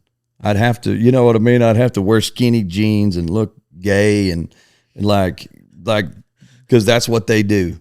Yeah. They do. I mean, yeah. And I don't even know if you asked this or not, but it's led into this, but like at the rodeos a lot now. It's sickening, because they've totally, just what you said about, no, I'm going to call it rodeo. I've got to do what I do because this ain't me. Well, when big money and big corporations get into the rodeo, we need to appeal to these people. We need to hire this act to have this rock and roll concert or this big deal, that somebody that is totally not even Western at all to come into the rodeo because they're trying to sell tickets. Man, now you've lost the integrity. I mean, just I listened to Ty's podcast with you talking, and he talked about whenever Stetson Wright got the rewrite, and he said, I stayed till Stetson, because he said, run another one in. Of course, I mean, he didn't have to, but that's his mentality. And run another one in. And Ty said, I sat there in those seats until the rodeo was over. Everybody else was gone, but at these other places, you didn't even get to see it on TV because they don't care about the rodeo. They want the rodeo for this little bitty time slot. And then if some skinny jean wearing, goof nut with tattoos all over their face and a grill and, all this stuff, and they look all crazy, they'll just cater to that. They'll be on this guy for the whole time. And you're like, they had this at the rodeo? You know what I mean? And I'm like, but it's like they sell out. You know what I mean? And you're just going, and what happens? It gets unrecognizable. It gets unrecognizable until you get down there on the dirt with the guys.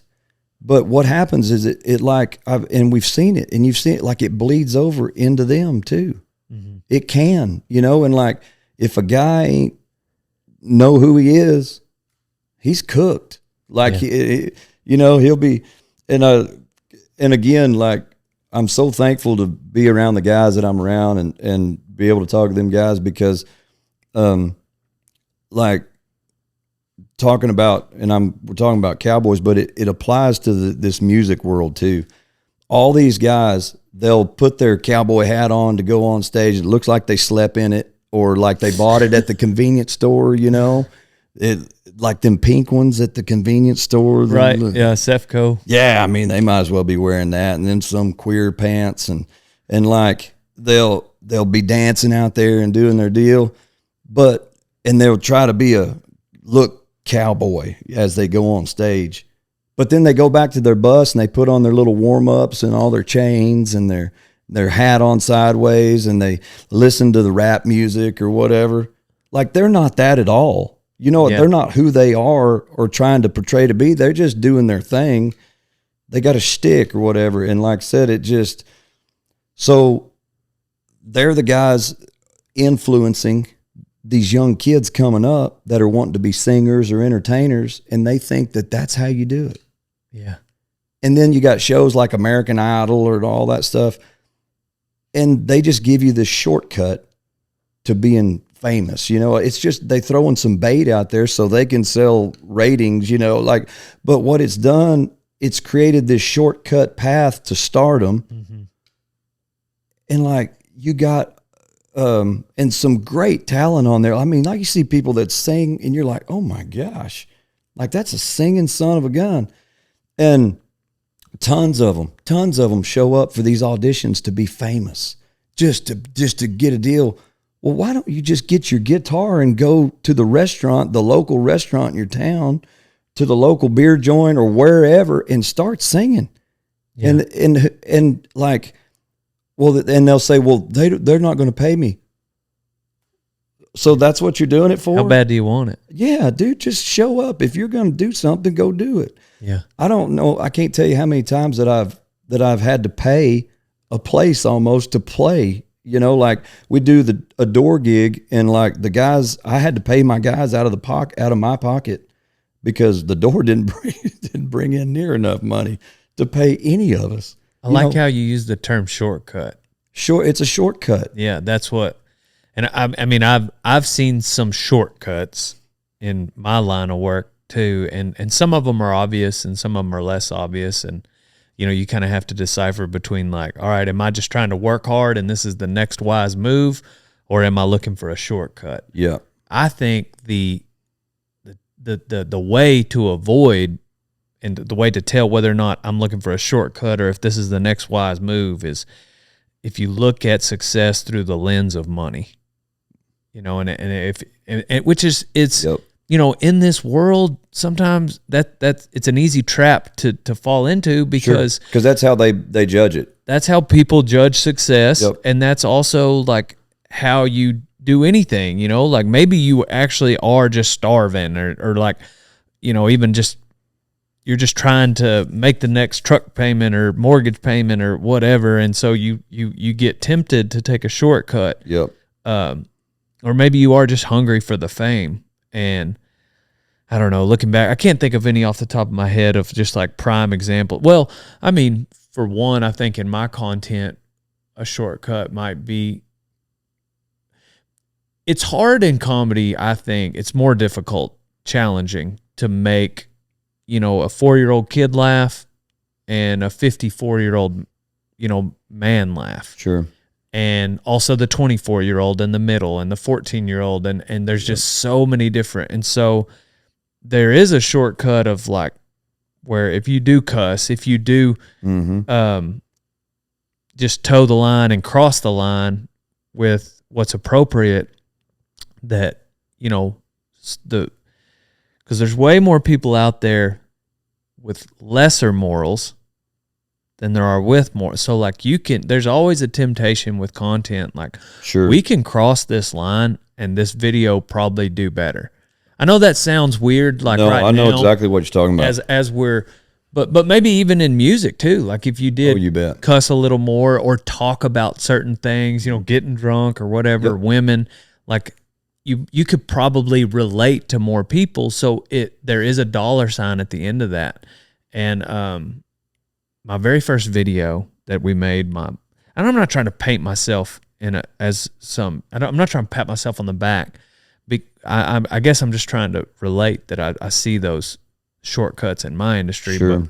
But my first video, we did cuss, and I didn't really realize it was going to go online, and it was kind of a locker room setting, and it was, you know, a few 4-letter words. It'd have been PG-13, but my mom asked me after that,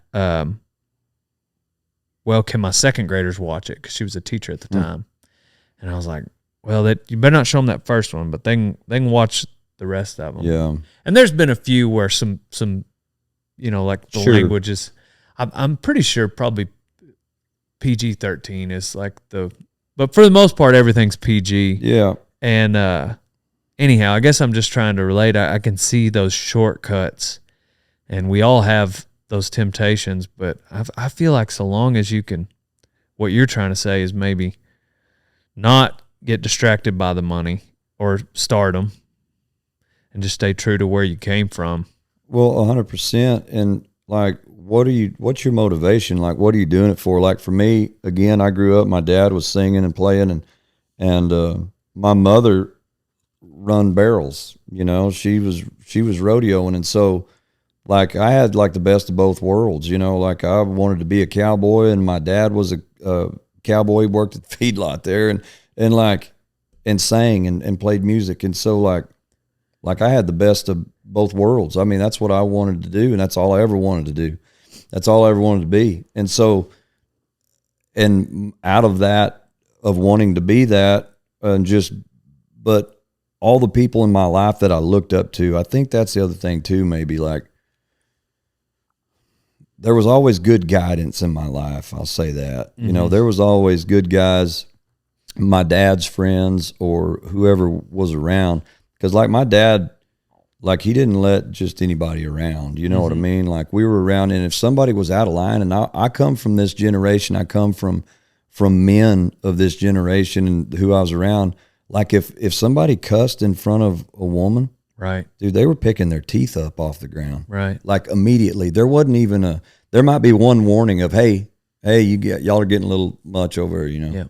And they kept on. My dad got thrown in jail one night because him and my mom, they'd went to this restaurant there in Pecos out there, and they were in a booth, and then there were some guys in a booth right behind them, and they were eating dinner, and these guys got to cussing. They're drinking, and they got to cussing. And my dad turned around and said, hey, I'm having dinner with my wife right here. Oh, yeah. And then here in a second, like letting her fly, my dad just got up and went to him. You know, like, I mean, that was it. He gave him a warning, and then, well, they threw him in jail, you know, of course, for fighting, right?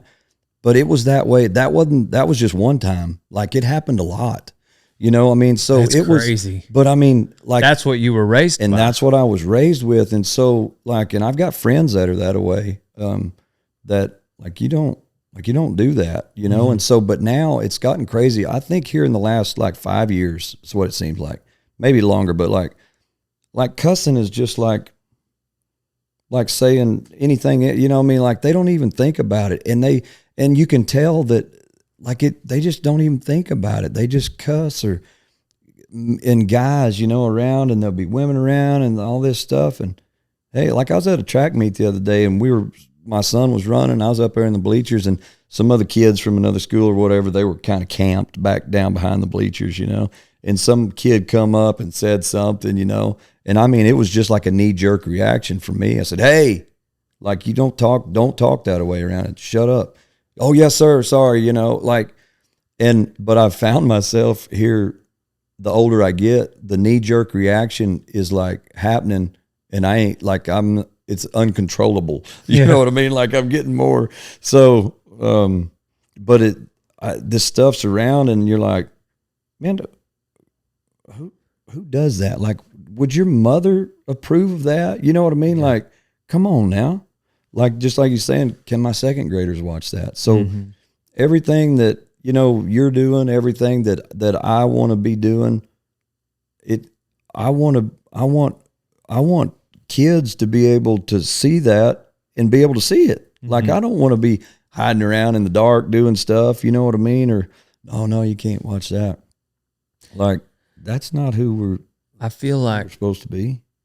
Rodeotime.com is the only website that should exist because it's the greatest apparel line that has ever existed. So go there now to get a t-shirt, a hoodie, a cap, a vest, whatever it is you need. Go to rodeotime.com, old son. Hey, Bro-Tater Chip, if you like getting swole-o-matic, then get yourself some Protein on mountainops.com. Hey, or if you just like being healthy, whether you're trying to bulk up, get healthy, have energy, go to mountainops.com and use code Kevin for 20% off. You know, you're describing some country artist a while ago. I do feel like there's a lot of guys out there singing quote unquote country music that have this need to be to find authenticity with this culture. And there's a lot of guys that wear a cowboy hat that they're just simply not cowboys. Oh yeah. And which I don't find, there's nothing immorally wrong with that at all. You know, that just, for whatever reason, that's not what they were born into. Sure. Whatever reason. But it's crazy too with the internet and how everybody's got an opinion. A lot of the inauthentic, type situations are being called out. And there's some people that they can't really, but I see a struggle with certain, because being cowboy right now is cool to a lot of people, They just don't realize it's always been cool. Right. Yeah. Yeah. And so I guess I can see where you're coming from. And I wonder what would be your advice to a young person. They were not born in Pecos. Yep. Their dad didn't, cowboy. And so, but they do appreciate this culture and specifically this genre of music. What would be your advice to that young musician? Learn it. Like actually do some research and now everything is open. Like if you like this music and it resonates with you and like the cowboy way of life resonates with you, like it's your own fault if you don't know from where you came from or where you're wanting to go. You know what I mean? Because we have the internet. We have all this stuff that is so accessible. They can go on YouTube and they can watch every video of whoever, you know what I mean? Like all the way back, right? And you can look and you can research it. It's all out there. And you just got to apply yourself to what you're doing. And I think that's where, because man, there's some talented young guys coming up, and yeah, maybe they just grew up in the city or whatever. It doesn't matter. And I admire anybody that wants to be a cowboy. Like that's so cool. Like heck yeah, you want to be a cowboy? You dang right, it's the best ever. But like, find out what a cowboy is. My gosh, you know what I mean? Like it's right. Not rocket science. And man, I love it that you want to be a cowboy, and the real cowboys love it that you want to be a cowboy. Yeah. Like, but you need to go find out what that is and be that, and not take like what you see just as mainstream, because mainstream is like the furthest thing away from being a cowboy that there is. So take Zach Top. He's a good example of that. Like, he's not a cowboy, and he'll tell you, man, I'm not a cowboy, but man, I love this way of life. I love the deal. And like, he's just humble in it. And he knows that he's not, he's a great musician, great singer. And like, that's what he does. But like, he does it with the cowboy integrity. Like he's got an integrity about him. And I've never met him, but I see his videos. I see what he does. And I'm like, man, I want to meet the kid, because like, I'm calling him kid, the young man. Like I want to meet him because he would be somebody that I'd get along with. Some of them other ones, like I don't, I'm not going to relate to him a whole lot, but like in that way, musically, you know what I mean? And, but like, man, that's what I would tell a young guy, man, you got to find out what you're going after, and just, and it's so worth it. If you will dive in there and find out, it'll make you a better musician, a better singer. It'll make you better rounded. You'll understand why they did what they did, why you're doing what you're doing. You know what I mean? Like and that's why when they take the shortcut, they miss all that stuff. And like, you talk, like when you're talking to Cody or you're talking to Jim, and like that story that Cody was telling you about Ted Noose at the deal, and he said, just stay on. All right, kid, just one thing, just stay on. And Cody was like, I was waiting to hear that one thing that he's going to tell him, But the one thing was just stay on, just do what you can to stay on. That's it. It's real simple. But like guys miss all the mechanics if they take that shortcut. And Jim was talking about, because you asked him, what advice would you give to a young bull rider or whatever, like, and like do you think you need to stay at this level and win and be successful at this level before you move to the next? And he said, yeah, absolutely. He said, I think guys, they get good at this little level right here and they go right to the PBR, or they try to, and then they get smoked. And there's some and they've actually got a lot of talent. Like they could actually be something. They just don't know who they are yet. Like they don't have a foundation firm enough to go on.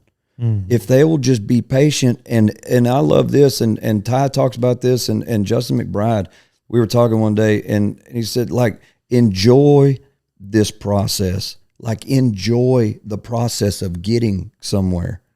Enjoy the hard work of doing it and grinding it out. And like, man, like, if you don't enjoy that, like, then maybe you're in the wrong line of work.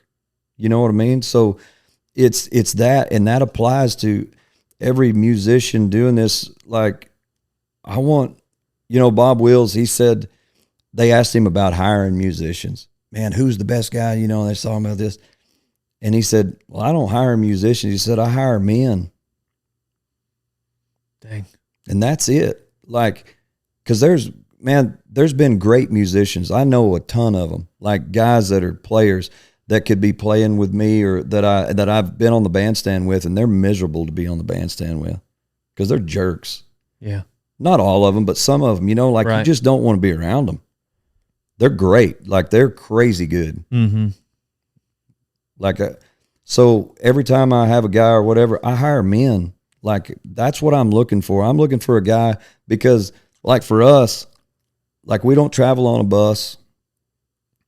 We don't play big shows where they got green rooms. Our green room's the parking lot, and we're changing clothes in the parking lot, and I kind of like it. And then, and it's hot and it's dusty, and it's like, especially during this time through the rodeo, we're playing the rodeos, and like, man, our equipment is totally covered in all kinds of dust, and like if you ain't geared for that, like, you're not gonna make it. Mm-hmm. Like, if you're too soft, like and I know it's just we're playing music or whatever, but like, we're playing dances. We're not playing an 1.5-hour show. We're Right. playing 4-hour dances. So like, you better you gotta be there. You know what I Right. mean? And so, and you gotta love that. Yep. If you don't love it, it's gonna come through and you're playing, and we're gonna stink. And so like, I gotta have men that'll show up and put on a suit and let's go. You know what I mean? So How did what has Rodeo Man done for your? man, We used to play it for our intro. I know you need to go Yeah. back to it. My son told me, he said, tell Dale that we need to play Rodeo Man for him, and that he just needs to use that every time. Like, that needs to be the intro to his podcast. Yeah, heck I said, all right, we'll do that. But but yeah, everybody loves it. So that one, The Ledge. I wrote another one the other day. It's called Cowboy's Dream, and it'll be out pretty quick. But it falls right in line with The Ledge and the Rodeo Man, all that stuff. But Rodeo Man came from that movie, Junior Bonner. Yeah. Right. And so I would pause that movie and I wrote the words down. I kept pausing it and writing it down. But that's like one of my favorite movies ever. Right. And like, if you're a cowboy, like, that needs to be one of your favorite movies ever. How's it not? Like, that and Lonesome Dove, they could have quit right there. And that's good. But Well, yeah. maybe Lincoln Lawyer. Well, also. and probably Lincoln Lawyer. Yeah, yeah, that that'd one been too. that might have been a second or third right there.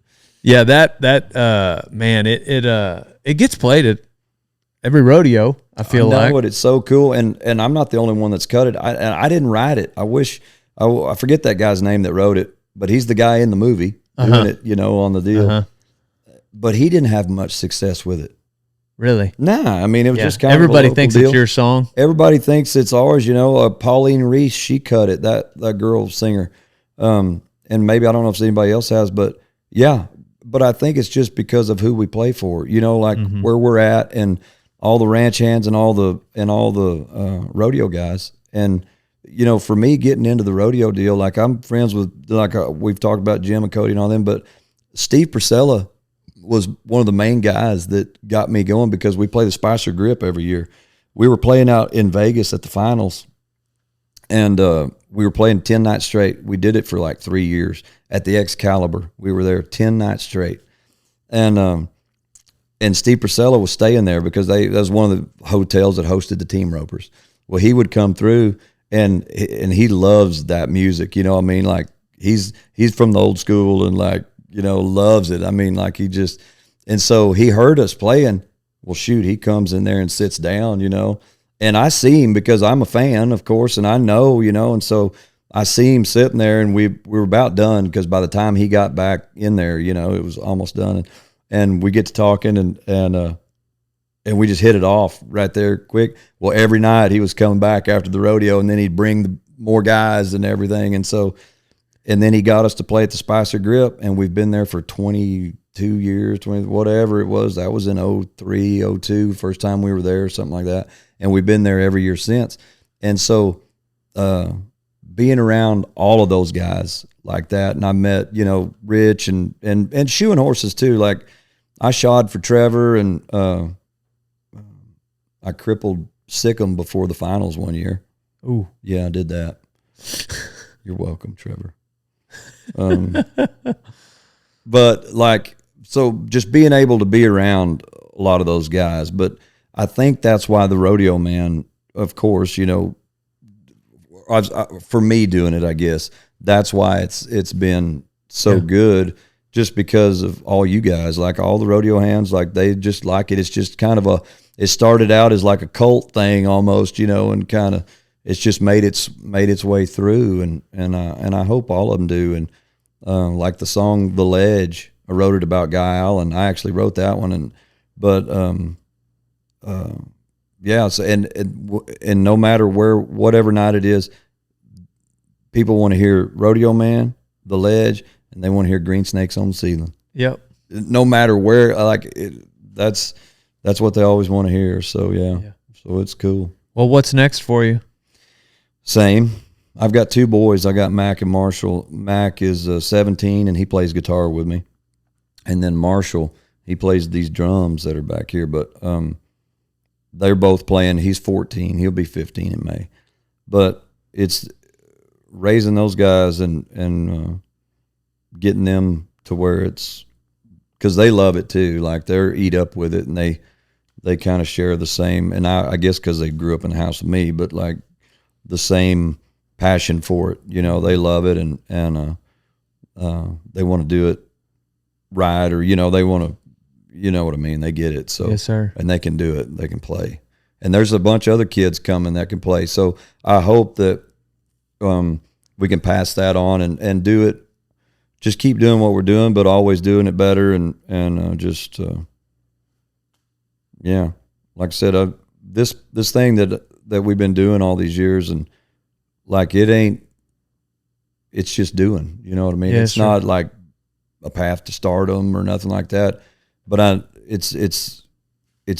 love doing it, and I love getting to do it, and because of the people that we're around and what we're getting to do. But I understand too that we're upholding something that needs to be upheld. Yeah. And so, like, I know what I'm doing now. Used to, I didn't really know what I was doing. I was just kind of going and blowing. Right.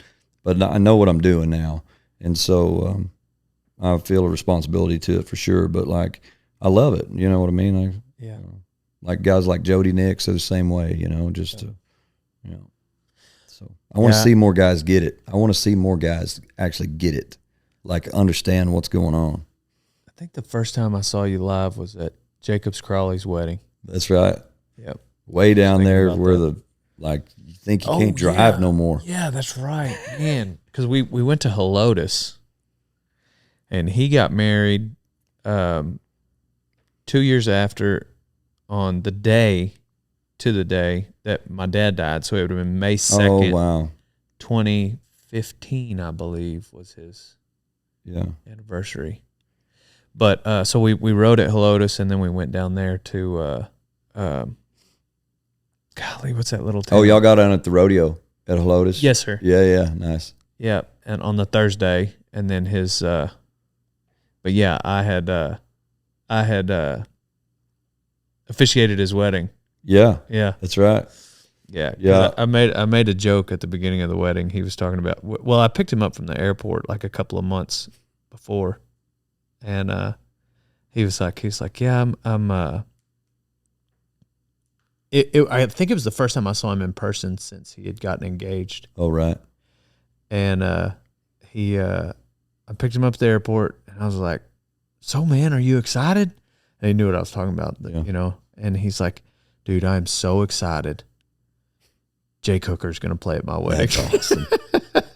And he was like embarrassed that we talked about that before we talked about the fact that he was marrying Lauren, yeah. you know. But Yeah. but no, it was funny. We joked about it, but he Awesome. yeah, he was a big Jay Cooker fan. That's so Everybody cool. is. So just like that, like guys like that I'm a fan of, you know, like watching him ride and his brother and like just being that they're a fan of mine. Like I'm like, that's very humbling, and it's just cool. It's just way cool. But like last April, the Texas Rodeo Hall of Fame, they had that induction deal. Well, they put me in there. They had this category called Star of Texas, I think is what it's called.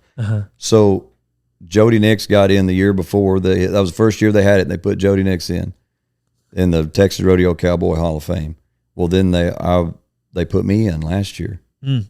Well, I saw that. I knew that you were in it, but which is way cool. And I'm not saying I'm trying. The deal is Wes Stevenson went in too. So they put him in, and Adam Gray, but when Wes Stevenson got up there, he was talking. He said, "Man, I coming to this deal," and he said, "But heck," he said, "I felt kind of starstruck." He said, "Yesterday at the deal," he said, "I got to meet Jay Cooker," and and I couldn't believe it because I had no idea that he would. You know what I mean? Like I don't. And so we got to talking after the deal, and he got to tell me. He said, "Hey, like."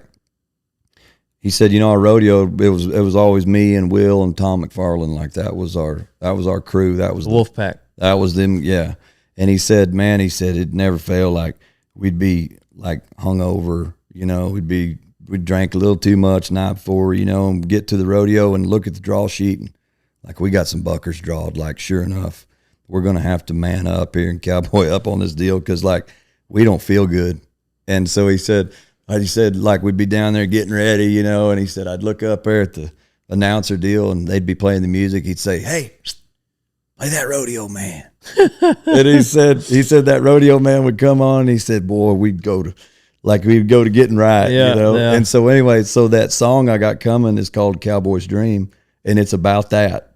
Oh, cool. Yeah. So it's about what he said to me that day. Like I came home the next couple of days and I wrote that song. That's neat. Yeah, and so it's a cool song, but it's about them guys and about getting right, So yeah, it was. I got to have all three of them on at the same time. Oh, cool. On the podcast. Very cool. December or January, I can't remember, but yeah, that's an iconic group there. Them three and Royce Ford, the Wolf Pack. Very wolfy. Yeah. Cool. Well, we normally wrap up with life advice. If you have something that you've stuck to, either a one-liner, scripture, just something you would share as life advice to anybody, really. Yeah. What does for me, like especially now, is scripture, Romans 10:17 that says, "Now faith comes by hearing, and hearing by the word of God." So like, faith is like believing, like hearing the word of God and finding who you are in that, but that always being the solution. Because a lot of times what you're lacking, well, all the time is what you're lacking is you need to be strengthened up in your belief. Like you need to be strengthened in that, like you got all this other stuff going on and we're looking over here to kind of feel better or do whatever, when really all I got to do is look in the same place every time and I'll get the thing that I need. You know what I mean? That's what I need is that. Right. And so faith comes by hearing, and hearing by the word of God. So like if I look up and a couple of days have gone by and I ain't been feeding, like I ain't been spending enough time with the Lord, like the wheels go to falling off, and like you might be going to getting anxious or just, you know what I mean? Like things are just kind of out of sorts. And then I'll go do this to make me feel better or whatever, but then that depletes. You know what I mean? But when I go to the source, what I need, it brings it. So that's why that scripture resonates with me so much, because the solution's always the same. It never moves. It never changes. And if I'll go back to it, if I'll just know that, well, man, I'll go to that to get what I need. Yes, sir. And because that's what I need. That's good. Yeah. That's really good. Good stuff. Well, I appreciate you having us on, and appreciate you letting us invade your Absolutely. Man, thanks. your music room here. Cool. Well, everybody check out Jay Cooker wherever you like to listen to music, and download everywhere, and look out for the new song coming. You bet. And catch him at a show. Get ready to dance, old son. So, I'm Dale Brisby, and we're on to the next one. Yes, Pow, sir. pow.